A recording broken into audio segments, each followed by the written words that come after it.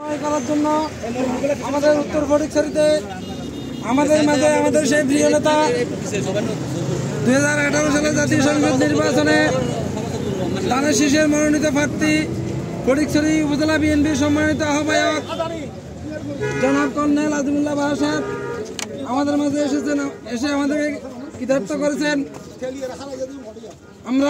আমরা উনার কাছে যাওয়ার কথা সাংগঠনিক সিস্টেম অনুযায়ী, উনি আমাদের কাছে এসেছেন।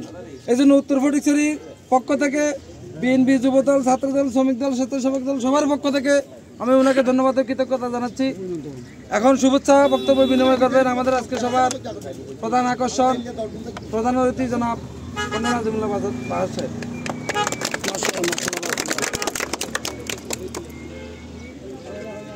প্রিয় আমাদের নেতৃবর্গ, সালামু আলাইকুম। এবং গত পরশুদিন মাত্র আমাদের উদযাপিত হয়েছে। আপনাদের সবাইকে ঈদ মোবারক জানাচ্ছি। গত বছর এই দিনেও কিন্তু আমি ঈদের শুভেচ্ছা জানানোর জন্য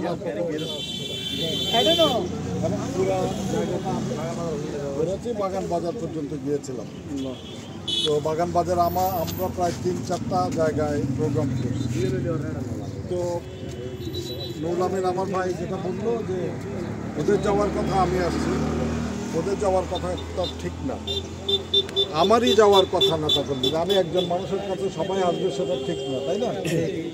আমি যাবো রাজা আপনাদের সবার কাছে আমার ঈদের শুভেচ্ছা জানানোর জন্য। তো সুতরাং আমি প্রত্যেক বছরই এই দিন কিন্তু আসবো। গত বছরও আসছি, এখনও আসছি। বেঁচে থাকি, দায়িত্বে থাকি না থাকি, ঈদের শুভেচ্ছা মুসলমানের জন্য জানাতে পারে। আমি গত নির্বাচনে এই এলাকায় কিন্তু 2টা স্পটে জমায়েত হয়েছিলাম, পথসভা করছিলাম। আমাদের এগেস্টে আওয়ামী লীগের মাইক, ভান্ডারের মাইক লাগাই দিয়েছিল। ওরা চাইছিল উস্কাইয়া আমাদেরকে একটা কিছু করার জন্য, কিন্তু আমরা সে সুযোগ তাদেরকে দেই নাই। এরপর আরেকটা নির্বাচন হয়ে গেছে, আমার বলার কিছু নাই। এক এক সময় এক এক পিকুলিয়ার হিসাব হইতেছে। 14 সনে ভোটারবিহীন নির্বাচন, 153 জনের একটা সংসদ নির্বাচন করেছে বিনা প্রতিদ্বন্দ্বিতায়। 18 সনে কি হয়েছে আপনারা জানেন। আপনারা সবাই স্বতঃস্ফূর্ত সমর্থন দিয়েছেন ধানের শীষে, কিন্তু ওরা এত ভয় পাইছে যে দিনের বেলায় ভোট ডাকাতি করে যদি নিয়েও যায়, তবু তারা জানে যে তাদের বিজয় নিশ্চিত হবে না। সে কারণে কিন্তু তারা আগের রাতের দিনেই হয়ে গেছে। পৃথিবীর ইতিহাসে একটা বিরল ঘটনা। এই ঘটনা কিন্তু পৃথিবীর ইতিহাসে হয় না। এমনও হয়েছে হয়তো স্বৈর শাসক যারা আছে তারা দিনের বেলায় ঠিক সময়ে ভোট হয়েছে, কারসাজি করছে, ঠিক আছে, কিন্তু রাতের বেলায় কারসাজি করে ভোট নিয়ে যাওয়া এবং তারপরের দিন আবার যে 40% মতো ভোট অবশিষ্ট ছিল ওইটা নিয়েও কারাকারি করছে। আবার এটি ইতিহাসে আরেকটা বিরল ঘটনা। 2014 7ই জানুয়ারি, 24-এর 7ই জানুয়ারির যে নির্বাচন, সেটাও আরেক বিরল ঘটনা। নিজেদের মধ্যে প্রার্থী কেউ স্বতন্ত্র বানাইছে, কেউ মানে এটা হইতেছে ভার, যেমন খুশি সাজো একটা প্রতিযোগিতা আছে আমাদের ছাত্রছাত্রীরা করে থাকে। সেরকম একটা কৌতুকদীপ্ত একটা প্রতিযোগিতা হয়েছে। নিজেদের মধ্যে ডেমি প্রার্থী, নিজেদের মধ্যে স্বতন্ত্র প্রার্থী, নিজেদের মধ্যে মূল প্রার্থী, একটা কারবার। সমস্ত পৃথিবী হাসছে, বাংলাদেশ শুধুমাত্র না। এরপরেও 7 থেকে 10% ভোটও কিন্তু কাস্ট হয় নাই, কিন্তু জোর করে দেখাইছে 40%। তার আগে বলছে 28% প্রধান নির্বাচন কমিশনার। পরে যখন বললো যে আপনি 40%, বললো আমি একটু ঘুমাচ্ছিলাম। এই ঘুমাচ্ছিলামের রাজনীতি হয়েছে এই দেশে। জনগণ বিচ্ছিন্ন হয়ে যদি কেউ নির্বাচন করে থাকে বা ক্ষমতাকে কক্ষিগত করে রাখার চেষ্টা করে থাকে, তাহলে এই পরিণতি হয়। জনগণ যাদের সাথে থাকবে না তারা কোনোদিন ক্ষমতায় টিকে থাকতে পারে না দীর্ঘদিন। এবং এবার যদি ক্ষমতা তাদের যেতে হয় তাহলে সেটা যাবে, ততদিন তারা আবার ফিরে আসতে পারবে কিনা সেই চিন্তাভাবনা আমরা না, জনগণও করে না। তারা এত কিছু করেছে, এত পাপ জমা হয়েছে, যে তাদেরকে মনে হয় না জনগণ আবার নির্বাচিত করবে, এই ভুল করবে। সুতরাং আমরা আসছি আজকে আপনাদেরকে ঈদের শুভেচ্ছা জানানোর জন্য। একটা সাংগঠনিক সফর কিচ্ছু না, সবাইকে শুধু দেখাশোনা। 28শে অক্টোবরের পরে আমার আসার সুযোগ হয় নাই, কারণ আমরা সবাই কিন্তু দৌড়ের উপর ছিলাম। তারা আমাদের নিশ্চিত করার জন্য আবার এইবার আমাদের আমরা যেন ওদেরকে নির্বাচনটা করতে দেই, দামি হোক যাই হোক, ওটার জন্য সে কিন্তু আমাদেরকে দৌড়ের উপর রাখছে, আমাদেরকে জেল জুলুম, তারপরে মানে বিভিন্ন রকমের হয়রানি, এগুলো কোনোটাই বাদ রাখি নাই।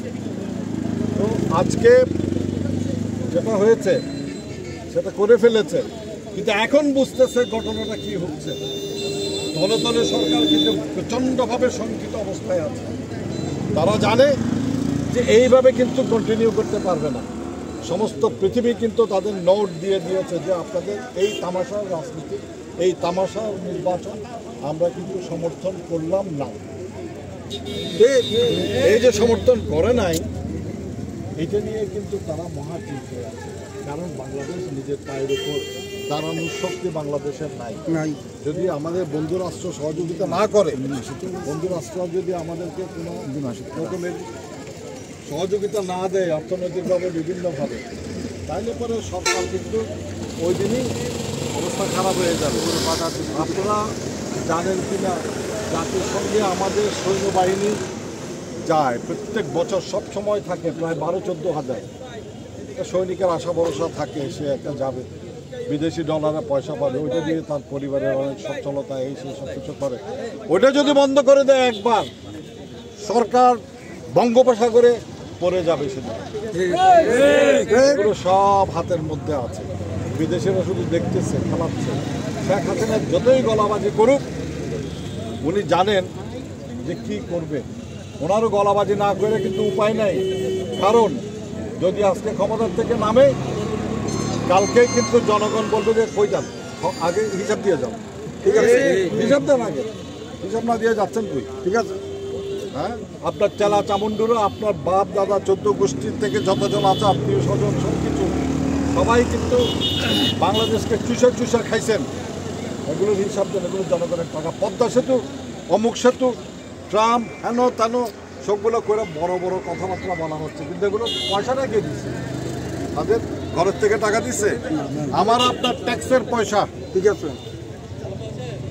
সুতরাং এই করে লাভটা কি? যে আপনি নিজের থেকে যদি বাপদাদার কিছু বেচে যদি আমতেন করতেন, তাহলে কথা ছিল। 1 মিনিটের জন্য এই প্রধানমন্ত্রীর পেছনে কত টাকা খরচ হয় সেটা চিন্তা করতে হবে। কোটি কোটি টাকা হয় 1 সেকেন্ডের জন্য। তার নিরাপত্তা, তার এটা, তার এটা, তার স্টাফ, অমুক সমুক, গাড়ি ঘোড়া, এই সেই মিলে। তো যাও, আপনাদের সবাইকে বলছি, আপনাদের হতাশ হওয়ার কোনো কারণ নাই, কারণ আন্দোলন আমাদের চলমান আছে। আমাদের নেতা তারেক রহমান সাহেব অলরেডি বলছে যে নির্বাচন হলো কি হলো না সেটা বড় কথা না, আমাদের আন্দোলন তো চলমান আছে, আন্দোলন তো থামে যায়।